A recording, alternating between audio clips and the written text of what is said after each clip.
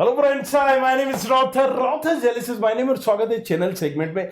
Again Kamran की story पूरा segment हम लेकर आ रहे हैं। तो कामरान, ये आपका सेकंड एक ड्रॉप था। आपने अपने पूरे एग्जाम हॉल से लेके वो एक स्टोरी शेयर की, उसका भी वीडियो हमने अपलोड किया।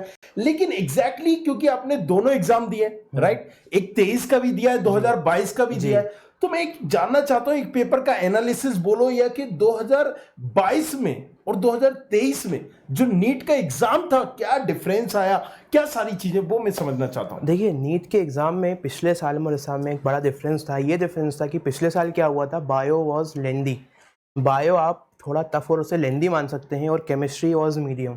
पर फिजिक्स उन्होंने बहुत आसान कर दी थी लास्ट ईयर। पर इस साल उन्होंने क्या करा, इस साल उन्होंने बायो और फिजिक्स को थोड़ा मीडियम रखा और केमिस्ट्री को लेंदी नहीं करा, ट्रिकी कर दिया।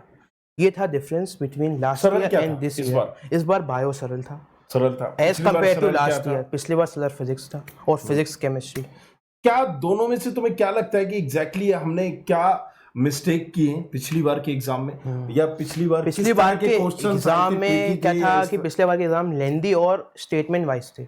पिछले साल का जो एग्जाम था उसके अंदर आपको टाइम मैनेजमेंट बहुत ज़्यादा, मतलब उसमें आपको क्वेश्चंस इतने बड़े बड़े थे कि आपको बायो करने में आप मान के चलिए 1.5 घंटा लग गया, तो आपके पास फिजिक्स करने का टाइम ही नहीं मिला, क्योंकि आपने केमिस्ट्री करी तब तक फिजिक्स और इजी थी फिजिक्स। और इस बार क्या हुआ, इस बार बायो इजी आई, पर जो केमिस्ट्री थी वो थोड़ी ट्रिकी आ गई और फिजिक्स बहुत इजी।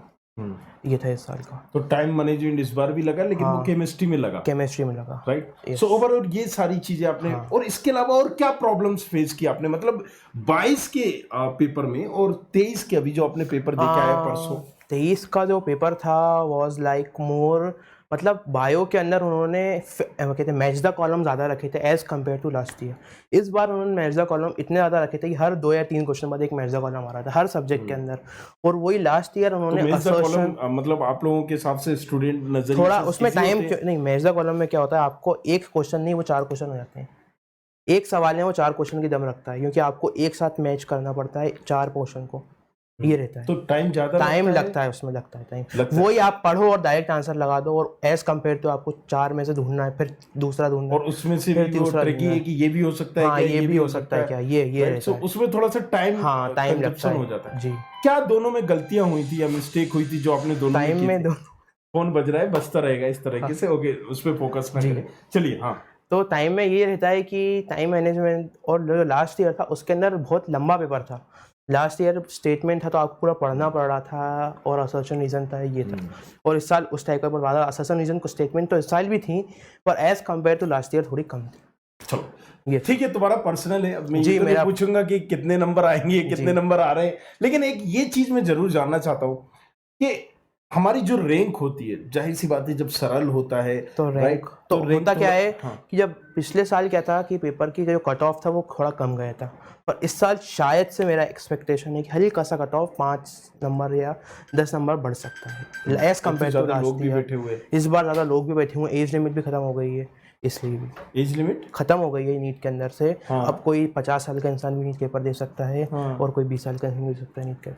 और ये सारी चीजें, और पता ही आपको कितने लोग बैठे थे, 21 lakhs राइट। सो अब एक इसका भी प्रेशर है, नहीं इसका अब जो हो चुका, अब तो पेपर दे चुके, अब जो होगा वो रिजल्ट में फील कर रहे हो, मुझे लग रहा है थोड़ा सा रिलैक्स कर रहे हो, क्योंकि तुम्हारे अंदर कॉन्फिडेंस आ गया है, मुझे लग रहा है पेपर के बाद, फ्रीनेस की वजह से। हाँ, फ्रीनेस की वजह से। सो एक और जो सवाल हम लास्ट में पूछना चाहेंगे, 2021 में, सॉरी 2022 में और 2023 में आपने तो बता दिया क्या डिफरेंस है।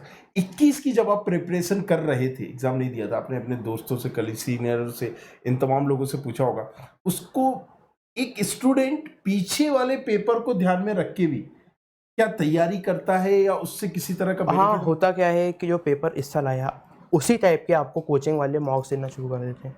जिस तरह का पेपर आता है उस तरह की आपको मॉक्स पेपर मिलते हैं, जो टेस्ट सीरीज होती है अपनी। तो यही एक गलतियां हुई थी आपसे कि 2022 में जिस तरह के सवाल थे, मान लीजिए, राइट, आपने बायो पे ज्यादा फोकस किया, राइट। सो इस बार बायो बहुत ही सरल आ गया, तो इस बार क्या होगा, सब जिसको आता नहीं था वो भी कर आया होगा। और लास्ट ईयर क्या था, जिसको बायो ही नहीं आती थी, लोग ज्यादातर बायो वाले ही पढ़ के आते, बायो वाले स्टूडेंट हूँ। कितना टाइम लगा इस बार आपको बायो में? और इस तमाम बार चीजें, बायो physics, पूरा chemistry टोटल में? करने में मुझे बायो में 60 मिनट, मतलब आप मान के चलिए 40 मिनट्स लगे, और इसके बाद केमिस्ट्री के अंदर मुझे 1 घंटा लग गया था पूरा, और फिजिक्स के अंदर एक डेढ़ घंटा लग गया। अच्छा, तो आपका फेवरेट टॉपिक क्या है? मेरा फेवरेट, जैसे तो मैं बायो वाला हूँ और मैं फिजिक्स वाला थोड़ा तो अच्छा बायो वाला, लगता है। दैट्स द रीजन इन्होंने बड़ा क्विक कर लिया। मैं भी शौक हूँ कि मतलब बायो बड़ी जल्दी कर ली इन्होंने।